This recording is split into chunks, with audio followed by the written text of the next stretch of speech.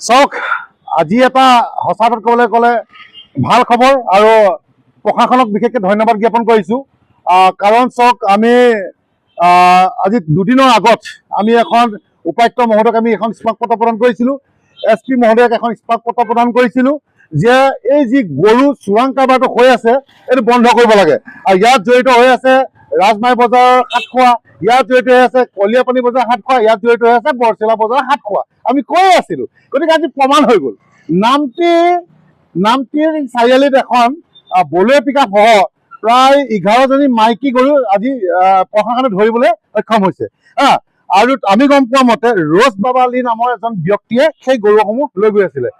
গতিকে আমি দৈনিক আমি এইটো প্ৰতিবাদ কৰি আহিছিলোঁ, আমি স্মাৰকপত্ৰ দি আহিছিলোঁ, কিন্তু কোনো ধৰণৰ এনেকুৱা এটা ব্যৱস্থা হোৱা নাছিলে। কিন্তু আজি সঁচা অৰ্থত ক'বলৈ গ'লে আজি প্ৰশাসনৰ আজি ধন্যবাদৰ পাত্ৰ, কাৰণ আজি ডিমৰ ফালৰ পৰা আহিছিলে। এখন মোৰ হিচাপত হয়তো ৰাজমাই ফালৰ পৰাই আহিছে।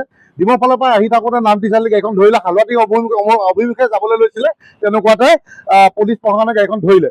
গতিকে আমি এটা কথা ক'ব বিচাৰিছোঁ, যিসকল ব্যক্তি এই গৰু চিণ্ডিকেটৰ লগত জড়িত হৈ আছে, আমি বাৰম্বাৰ চৰকাৰ তথা প্ৰশাসনক কৈ আহিছোঁ যে এওঁলোকক কৰায়ত্ব কৰিব লাগে। আৰু যেতিয়ালৈকে কৰায়ত্ব নকৰে তেতিয়ালৈকে কিন্তু এই গৰু সৰবৰাহ চলি থাকিব। কাৰণ কেলৈ চাওক, আজি হিমন্ত বিশ্ব শৰ্মা ডাঙৰীয়াই গৌ পূজা কৰে, আজি মোদী ডাঙৰীয়া নৰেন্দ্ৰ মোদী ভাৰতৰ প্ৰধানমন্ত্ৰীয়ে তেখেতৰ গৌ পূজা কৰে, আৰু গোটেই বিজেপি দলে গৌ মাতা বুলি কয়। আৰু সেই গৌ মাতাক যদি ৰক্ষণাবেক্ষণ দিব নোৱাৰে, ইয়াৰ পৰা যদি গৈ পেলাই নাগালেণ্ড ছাপ্লাই দিয়ে, তাত যদি কাটি পেলাই গৌ মাতাক যদি কাটি দিয়ে, এইটো কেনেকুৱা ধৰণৰ কথা? গতিকে গাড়ীয়ে আগতে গৈ আছিলে, এতিয়া কি কৰিছে তেওঁলোকে চোৰাংকে কি কৰিছে, বাগানৰ মাজেদি খোজকঢ়াই নিয়ে, ৰেল লাইনে খোজকাঢ়ি নিয়ে, নগালেণ্ড বৰ্ডাৰ পাৰ কৰাৰ পিছত তাত তেওঁলোকে লুট কৰি পেলাই, গাড়ীত লুট কৰি পেলাই তেওঁলোকে ডাইৰেক্ট বেলেগ নগালেণ্ডৰ ডিষ্ট্ৰিক্টলৈ প্ৰেৰণ কৰে। গতিকে ইয়াত যিসকল ব্যক্তি জড়িত হৈ আছে, এটা তদন্ত কৰিব লাগে। হালধি আৰক্ষী হওক বা আজি নামটি হওক, আমাৰ SP বাইদেৱে হওক, সকলোৱে এটা উচ্চ তদন্ত কৰিব লাগে যে ইয়াৰ লগত জড়িত কোন আছে, আৰু জড়িত যিসকল আছে তেওঁলোকক কৰায়ত্ব কৰিব লাগে। আৰু মোৰ হিচাপত চিধাচিধি কথা ঠেঙত গুলিয়াব লাগে।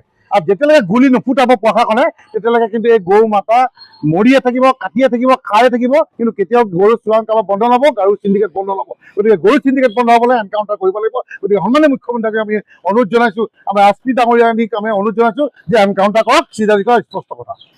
আৰু এটা কথা ক'ব বিচাৰিছোঁ, তেওঁলোকক আমি দেখিবলৈ পাওঁ যে যিসমূহ গাড়ীত তেওঁলোকে গৰুখিনি আনে, যেতিয়া চিজ কৰাৰ পিছত কি কৰে, তেওঁলোকে কি কৌশলেৰে নাজানো, এমাহ নহওঁতে গাড়ীসমূহ উলিয়াই পেলাই লৈ যায়। গতিকে আমি মুখ্যমন্ত্ৰী ডাঙৰীয়াক এটা আহ্বান জনাইছোঁ, DC ছাৰক এটা আহ্বান জনাইছোঁ, SP বাইদেউক এটা আহ্বান জনাইছোঁ যে এই গাড়ীসমূহ সম্পূৰ্ণভাৱে চিজ কৰি দিব লাগে, যাতে উলিয়াব নোৱাৰে তেনেকুৱা ব্যৱস্থা কৰিব লাগে। তেতিয়াহে তেওঁলোকে কিন্তু এই গৰু চিণ্ডিকেট বন্ধ কৰিব, অন্যথা কিন্তু গৰু চিণ্ডিকেট কেতিয়াও বন্ধ নহয়। গতিকে আপোনালোকে এইটো এটা ব্যৱস্থা এনকাউণ্টাৰ কৰাৰ উপৰিও এই গাড়ীখিনি যাতে চিজ কৰিব পাৰে তেনেকুৱা ব্যৱস্থা লওক।